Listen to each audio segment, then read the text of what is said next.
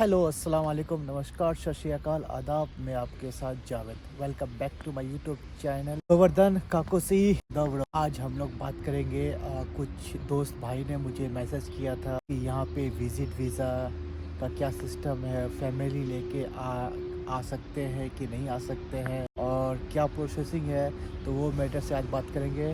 So today we will discuss about the visiting visa and tourist visa and family visa regarding that, because some of our friends they asking me when we can bring your family, wife or XYZ. So we will discuss today about that topic. So let's start it now. तो family TRC में family ला सकता है कि नहीं ला सकते हैं और क्या प्रोसेसिंग है उसका। तो मैं यहाँ पे जो कंडीशन है, आपके पास अगर ब्लू कार्ड है तो आप फैमिली को ला सकते हो आपका, और अगर आपके पास ब्लू कार्ड नहीं है और सिर्फ आपके पास TRC है, उसमें कुछ कंडीशन है और उस कंडीशन में आपके साथ शेयर करूँगा। जैसे कि अगर आपका सैलरी मिनिमम 1600 यूरो है तो आप अपना फैमिली के लिए, वाइफ के लिए डिपेंडेंट वीज़ा अप्लाई कर सकते हो। ठीक है, अगर आपका सैलरी 1600 यूरो से कम है तो आप अप्लाई नहीं कर पाओगे, क्योंकि यहाँ का जो बेसिक सैलरी है, यहाँ पे रहने के लिए, यहाँ का एक्सपेंसेस को कवर करने के लिए मिनिमम सैलरी 800 यूरो होना चाहिए।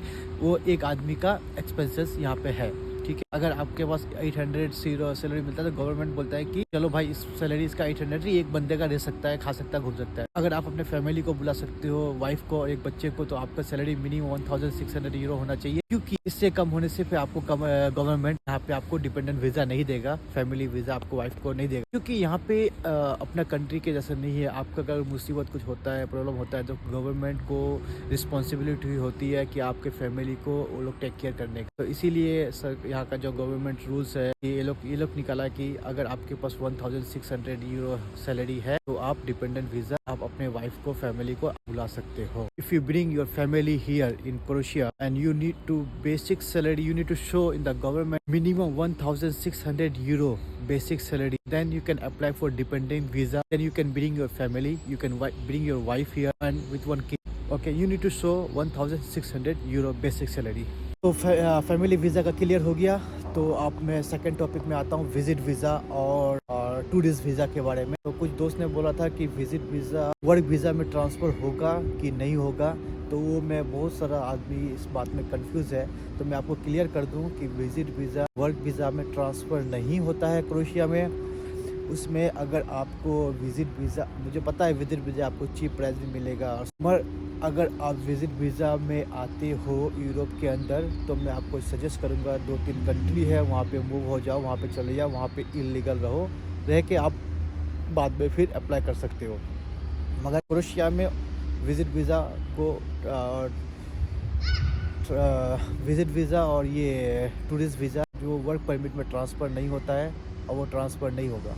ठीक है, तो उसमें क्या बोलूँगा मैं कि आप अगर विजिट वीज़ा लेके आते हो, पोर्तुगाल चले जाओ और स्पेन चले जाओ, ये सब कंट्री में जाके आप इलीगल रह सकते हो। वहाँ पे अब मैं सजेस्ट करूँगा कि पुर्तगाल में आपको बहुत जल्दी पेपर मिल जाता है। ठीक है, वहाँ पे विजिट वीज़ा में अप्लाई करो, रहो। तो ये है विजिट वीज़ा में अगर आप आते हो क्रोएशिया के अंदर, तो मैं आपको ये करूँगा कि विजिट वीज़ा में आओ, यहाँ पे आके जॉब खोज लो। जॉब खोजने के बाद कोई स्पॉन्सर खोज लो और अपना डॉक्यूमेंट्स उसको सबमिट कर दो। वो अप्लाई आपके TRC इसके लिए, वर्क परमिट के लिए अप्लाई करेगा। आप अपना कंट्री बैक चले जाओ, जाने के बाद स्टेसिस का वर्क परमिट इशू होता है, वो फिर आपको भेज देगा, तो फिर आप इजीली आ सकते हो। तो यही तो मैं सजेस्ट करूँगा कि विजिट वीज़ा में आने का ये तरीका है। और अगर विजिट वीज़ा में आप दूसरा कंट्री आते हो, जैसे कि पुर्तगाल, तो पुर्तगाल में आके आप 2 साल पुर्तगाल में आपको 2 साल के अंदर आपको पेपर लग जाता है, आपका टैक्स पे करना चालू कर देता है, आपका OIB नंबर मिल जाएगा, तो आप वहाँ पे आपको 2 साल के बाद आपको इजीली पेपर मिल जाता है। पुर्तगाल में पेपर लेना बहुत इजी है। ठीक है, बट क्रोएशिया में आपको वर्क परमिट, विजिट वीज़ा से वर्क परमिट ट्रांसफ़र नहीं होता है, आपको बैक जाना पड़ेगा आपका कंट्री। तो ये है विजिट वीज़ा का कंडीशन। और थर्ड जो मैं टॉपिक बोलूँगा आप लोग को, 2024 में थोड़ा कुछ नया चेंजेस हुआ है यहाँ पे, यहाँ का जो रूल्स रेगुलेशन में गवर्नमेंट में। तो ये है जैसे कि कभी पहले हम लोग को TRC 1 ईयर का मिलता था, अभी TRC आपको 3 ईयर्स का मिलेगा। कि आपका अगर वीज़ा, फॉर एग्जांपल आपका जॉब अगर सेम फील्ड में है, आपका प्रोफेशनल सेम फील्ड में है, तो आपको वर्क परमिट आपको चेंज नहीं बार बार अप्लाई नहीं करना पड़ेगा। सिर्फ आपको एक पेपर अथॉरिटी मतलब गवर्नमेंट से मिलेगा कि हाँ ये बंदा पहले इस कंपनी में था, अभी मेरे कंपनी में है, तो उसका अथॉरिटी वो लोग देता है। बस वही है। जैसे कि पहले क्या था कि आप अगर इस कंपनी से दूसरा कंपनी चेंज करते हो तो आपको वर्क परमिट भी अप्लाई करना पड़ेगा, वर्क परमिट अप्लाई करना पड़ता था, ठीक है, सब कुछ अपडेट करना पड़ता था। और अभी जो 2024 के बाद, क्योंकि बहुत सारा बंदा कंपनी चेंज करता है बार बार, ठीक है, तो इसलिए गवर्नमेंट के ऊपर बहुत सारा वर्क प्रेशर होता है। तो लोग न्यू रूल्स निकाला है कि अगर आप कोई भी कंपनी चेंज करते हो, आपका फील्ड सेम है, ठीक है, आप फील्ड अपना चेंज नहीं करते हो, तो आपका उसी टीआरसी में वही वर्क परमिट से हो जाएगा। मगर एक आपको सिर्फ जो कंपनी में आप ज्वाइन करोगे वो कंपनी आपको गवर्नमेंट में सिर्फ एक नोटिस भेजेगा कि ये बंदा मेरे कंपनी में काम करता है, वहाँ से सिर्फ अप्रूवल चाहिए उन लोग को, दैट्स इट। बाकी वही वर्क परमिट रहेगा आपका, वही टीआरसी रहेगा। और नया चीज़ ये है, अच्छा बात हम लोग के लिए कि आज अब 2024 के बाद जो भी टीआरसी अप्लाई होता है वो 3 इयर्स का टीआरसी बन के आता है, नॉट इन 1 ईयर नाउ।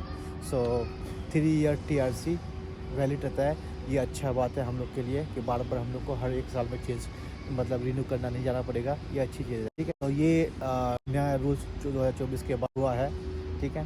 तो आप लोग के लिए ये खुशी की बात है कि अभी आपको टीआरसी की बार बार झमेला करना नहीं पड़ेगा, ठीक है। तो ये चीज़ 2024 के बाद कुछ चेंजेस, और भी कुछ चेंजेस आने वाला है जो अभी आया नहीं है, और बातचीत चल रही है वो लोग के अंदर। अगर इस बीच में और भी कुछ इन्फॉर्मेशन आएगा तो मैं आप लोग के साथ लाजिम जरूर शेयर करूंगा, और देखते हैं फिर क्या रूल्स आता है क्या नहीं, ठीक है। और ये बात है, तो पूरा वीडियो आप लोग देखने के लिए धन्यवाद। और मैं जो सबसे पहले मैं ये बोलूँगा कि जो मेरा यूट्यूब चैनल में नया है उससे गुजारिश है कि प्लीज़ मेरा यूट्यूब चैनल को सब्सक्राइब कर दे, शेयर कर दे और बेल आइकन दबा दे, जो कि आपके पास नया वीडियो का नोटिफिकेशन आपको पहुंच जाए। और ऐसा प्यार देते रहो, और वीडियो को शेयर जरूर करना और लाइक जरूर करना। और फिर नया वीडियो के साथ हम लोग आएंगे कुछ नया टॉपिक लेके। और वीडियो को देखने के लिए धन्यवाद, शुक्रिया। तो मिलते हैं फिर नेक्स्ट वीडियो में, तब तक के लिए बाय बाय।